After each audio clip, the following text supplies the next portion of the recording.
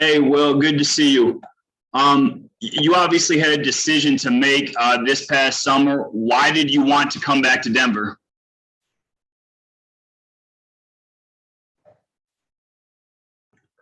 Will, you're muted. It looks like we see you talking, but no audio's coming out. Can you hear me now? Yeah. I got you now. Yep. I felt like it was a simple decision. I feel like if our roster is healthy, I feel like we're a championship team. Um, from what I saw, the sample size I seen when we were healthy and we were playing, I mean, the record speaks for itself. We were one of the best teams in the NBA. So I just wanted to, see if we could stay healthy and see where we end at the end of the season. Next, we'll go to Chris Dempsey. Hey, Will, good to see you, man. Okay, in that respect, then, I mean, I guess how seriously were you not a Nugget, or did you just know the entire time that no matter what was happening elsewhere in free agency, this was the place that you were going to eventually sign? I felt real confident that I would be back in Denver. Obviously, it's a business, and things happen fast, especially in free agency.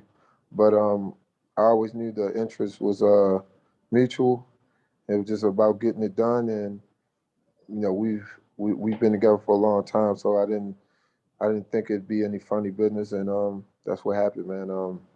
We just got it done, and I wanted to be there. They wanted me back, so it's easy to get deals done when both parties feel the same way, basically. Next, we'll go to Vinny Benedetto.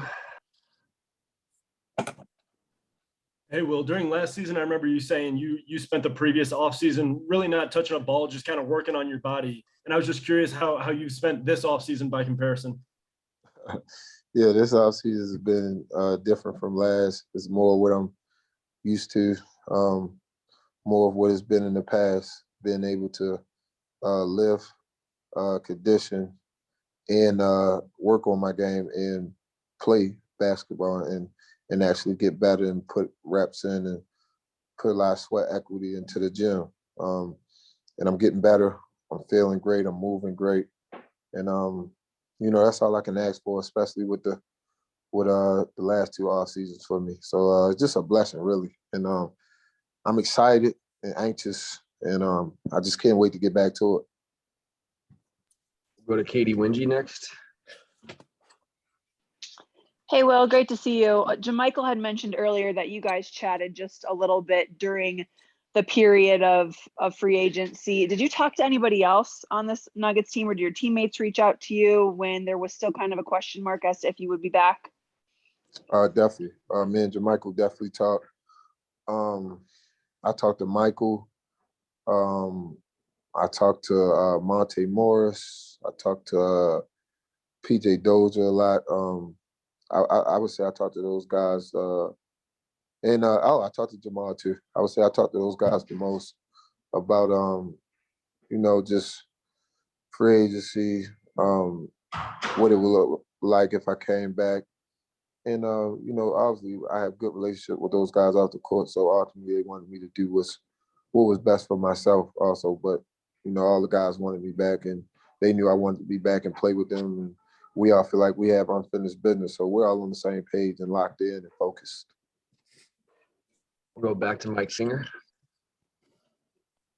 Hey, Will, I know we've talked about this before, but you were the longest tenured Nugget there. How much did that aspect play a part in your decision in wanting to, like you just said, talk to all those guys, good relationships, and wanting to see it through and realize your guys' potential? It's just a part of my DNA and my character. Anytime I start something and I'm there from the beginning, if I can, if the relationships are still good, I'm just a loyal guy. I always want to see that through, especially when you have the potential to do something special and do something great. And like I said, with us being fully healthy, I really believe truly in my heart that we can win a championship. So with that belief, the relationship's still strong, it's still good. Me wanting to be there, the guys want me to be there, coaching staff, the front office. it played a big role. And like you said, I'm the longest tenured Nugget now, so I've seen it go from barely no fans, we're not winning games, to now being one of the top teams in the NBA with a real chance of winning the title. A lot of teams can't say that. So I mean that means a lot to you as a person and as a player. So anytime you can, if you have a chance to see that through and it's good business and you still have a big role, why not? Next, we'll go to Chris Dempsey.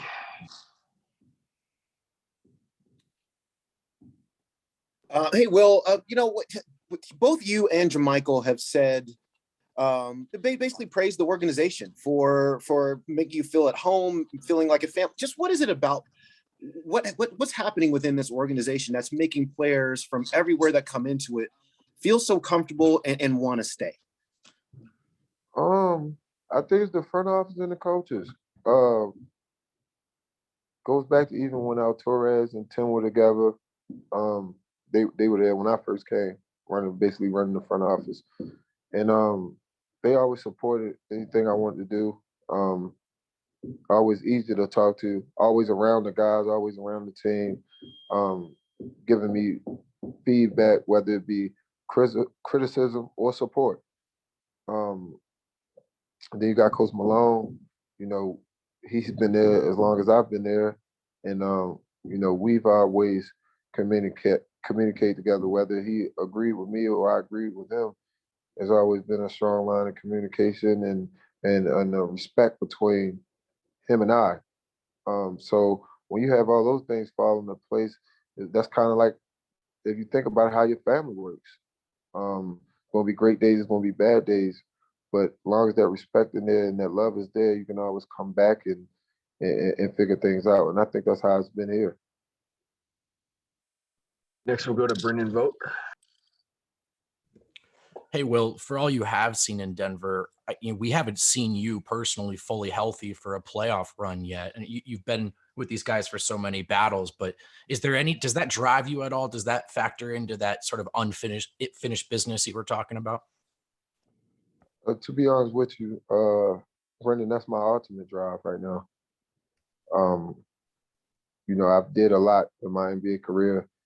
I've overcame so many obstacles, coming from a second round pick to not playing, to trying to fight to be a rotational guy, to being a sixth man, to trying to show I'm better than the sixth man, to starting, and just producing that in all those roles.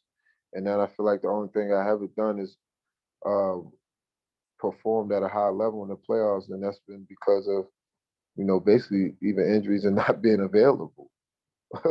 So it's like it's like the last thing on my checklist to do is go out there and perform at a high level in the playoffs and help my team get to our ultimate goal. So I mean, to be honest with you, that's the biggest driving force every day when I get up to work out. When I'm putting in work in the weight room, conditioning, or on the court, is telling myself you still have work to do. You still haven't done what you wanted to do in the playoffs. So I'm looking forward to that. Next, we'll go to Harrison Wind. Hey, Will, with no Jamal, at least for the start of the season, have you thought about how more could be asked of you offensively without him and his 20 points per game in the lineup, at least to start the year?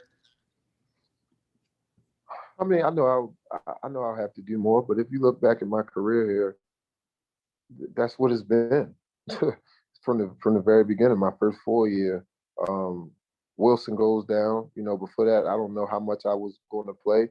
Wilson goes down, and I produce at a high level. A couple times, Gallo, when he was in and out the lineup, him and Wilson, and I had to up my game, and I did that. Gary would go down sometimes when I was coming out the bench, and I had to start there and produce at a high level. Same with Jamal. Maybe he'd go down for a game, and coach would play me at point guard. That's just been my role here, is to fill holes and produce when guys go down, because I have that ability. So to be honest with you, it'll be really nothing new for me. I just got to go out there and play my game and be me. We'll go back to Mike Singer. Hey, well, to follow up on that, you talked about at the end of the season, you wanted to be appreciated, you wanted to have a significant role. How much was that a point of discussion this offseason, your role, and obviously how satisfied are you with it, where it's at going into this season? I mean, obviously, I'm in year 10 now.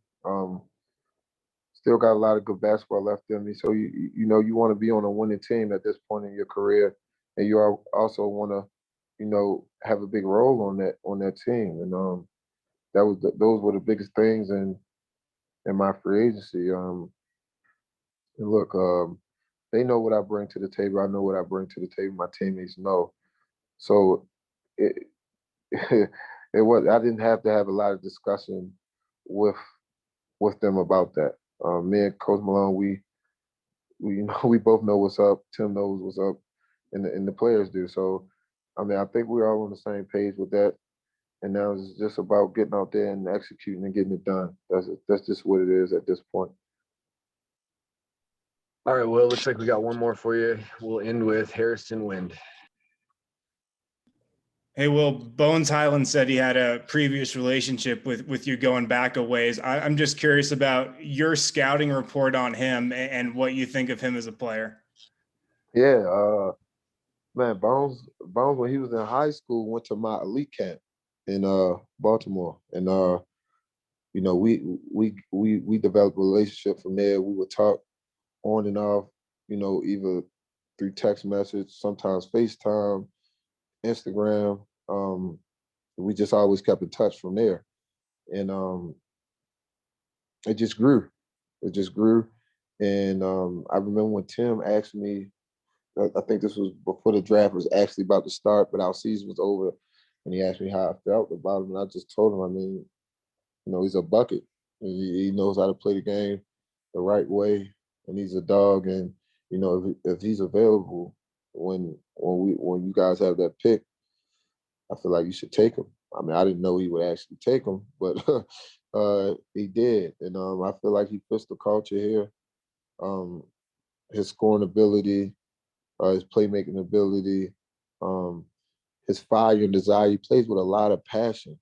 He's one of those guys that wants to get better and believes in himself. And anytime, that reminds me of myself. It reminds me of myself, especially when I came to the league. So anytime you have a guy like that, you can add him to a roster. It can only boost it. I mean, I feel like Jamal has that same attitude. Michael Porter has that same attitude. I have that same attitude. Monte. I mean, the list goes on. So, I mean, it's only going to make us better. He has a bright future. All right, well, that'll do it. We appreciate you taking the time today, man. I appreciate you guys, man.